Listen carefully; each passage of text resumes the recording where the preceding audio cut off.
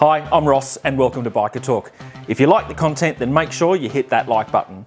In this video, I talked to Rob about his beautiful Ducati Mike Hailwood replica, and as he says, this bike's no lounge room lizard, it's one that gets ridden, and deservedly so. I hope you enjoy.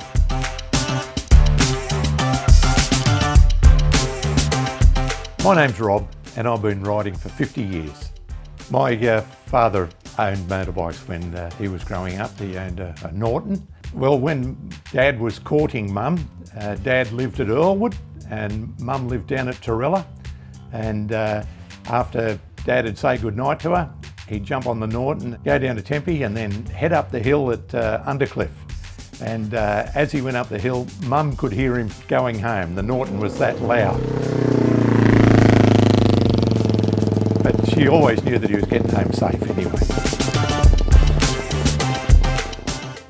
Probably chook chasers, small ones, 125s and things like that. Some of them hand me down, some of them mates' bikes and what have you. Then my next, I suppose, time I got to ride bikes was I joined the Federal Police, and about a year later I joined the surveillance team for the Federal Police. I did the first surveillance course of the AFP when it started in 1979. Doing your training in Canberra was dreadful in the middle of winter. I almost froze to death, and the ACT police in those days only had open face helmets. I remember at the end of Sutton Road one morning, my mow, and you know, you're talking about the end of the 70s, my mow was frozen. It had frost on it as I pulled up at Sutton Road in the Federal Highway.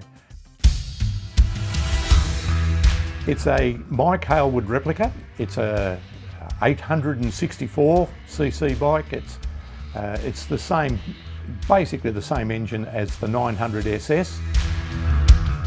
5-speed gearbox, Brembo brakes, and for the time, and you've got to think about it, it's got like twin discs at the front, they're ventilated, it's got a disc brake at the back.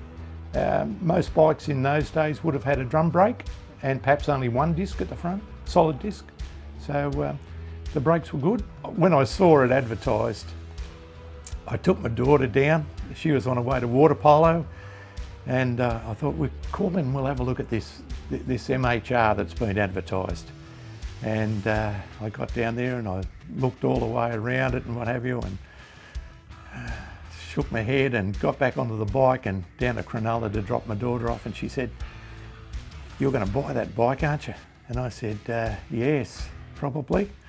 And she said, "Mum's not going to be happy." I said, "No, I don't think so." She said, "If you give me $2 a week, you can leave it down at your mum's place and we won't tell her." And I said, "No," I said, we're going to have to tell her. Anyway, so a week later I made an offer, and it was about 12, 14 years old when I bought it.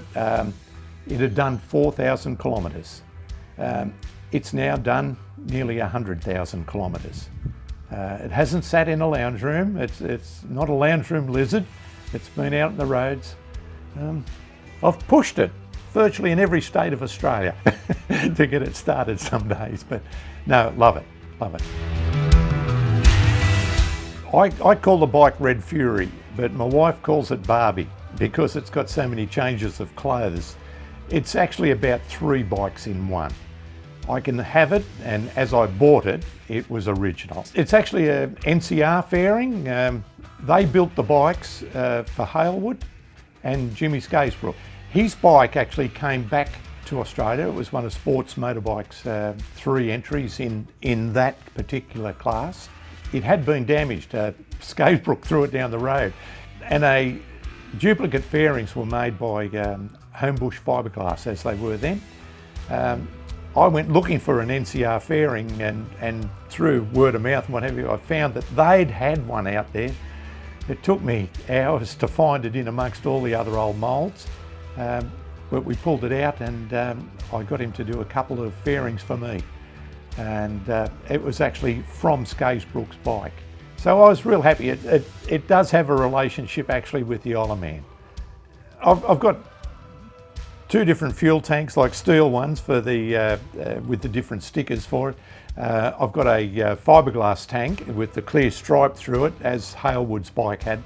But of course, with the unleaded fuel, it doesn't like the fiberglass, and so I don't usually run it these days. If I was going to show it, I could put it back on. But I've got the original fairing, of course, the rear seat. It's got a twin seat with a small bezel that comes off that allows it to convert from a single seat to a twin seat. Different mud guards, front and back. I've got about 3 of them. I've done the engine up, particularly the top end, converted it so it can use unleaded fuel.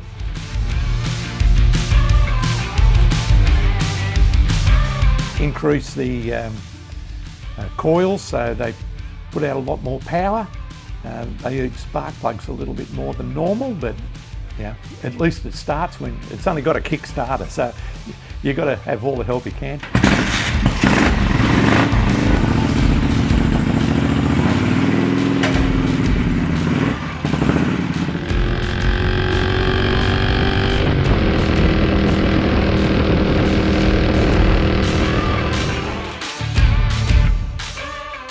I'm a social rider. I do track days occasionally and things like that, but mainly just a social rider. I'm the secretary of the St George Sutherland Shire Ulysses branch. I've ridden it virtually every year down to the superbikes and also the MotoGP, which is 1,000 kilometres from the front door here. And you do 1,000 kilometres on that in a day, and you know it. Sometimes you've got to be helped off it when you get to Phillip Island. It's not a comfortable bike, but it loves the open road. It's got a heap of torque. I've got the Imola high lift cams in it, so that probably it doesn't start performing until about 4,000 revs, but it will then rev out hard, probably to about 8.5 if you took it that far.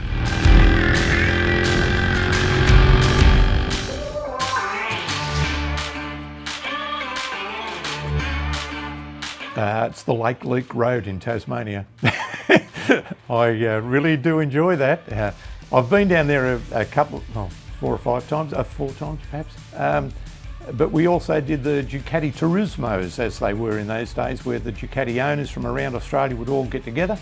Frasers would put it on, and it was everything from old Ducatis all the way through to the most modern sort of super bikes and what have you. And 300 bikes, and we'd invade places like Tasmania and Victoria, Queensland. I did 10 of them, every one of them, and loved them. It was great to get out, and in a bunch you could hide in amongst all the other red bikes. You could hide when you were going perhaps a bit quick. I'd actually like to take the old girl across to the Isle of Man. I really would. I know there's a bloke in the Ducati Owners Club who's got a Condor, which is a Swiss Ducati. It was a military bike.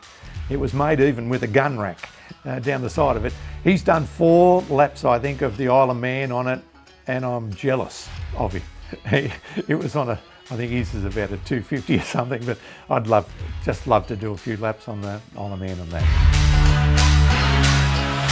It amazes me, sometimes I go, and it's not just because I'm an ex-copper. You go down to the Stanwell tops and you walk along with all the bikes parked there, and you'll see a $30,000 bike and it's showing canvas on the back tyre.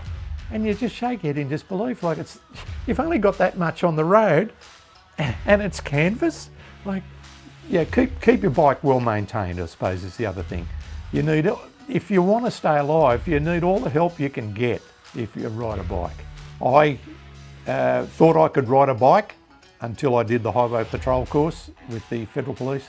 That's when you learn to ride a bike. I probably am more risk aware than what I was prior to doing the course.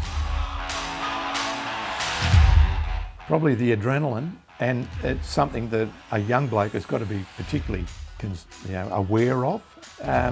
Even at my age, and like I'm nearly 73, you open the throttle on that thing, the noise it makes and the thrill, it is easy to get carried away.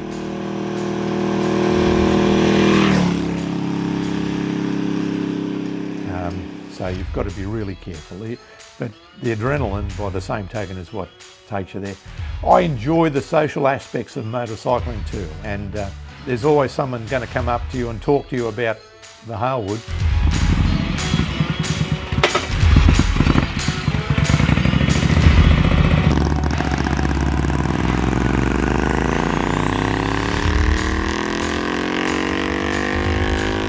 I hope you enjoyed this video. Next week, I have another video in our comparison series. This time I sit in the fire pit and have a beer with my mate Rob from Throttle Down Under, and we compare two more Royal Enfields, the Interceptor and the Continental GT. Till then, remember, you can't buy happiness, but you can ride a motorcycle, and that's kind of the same thing.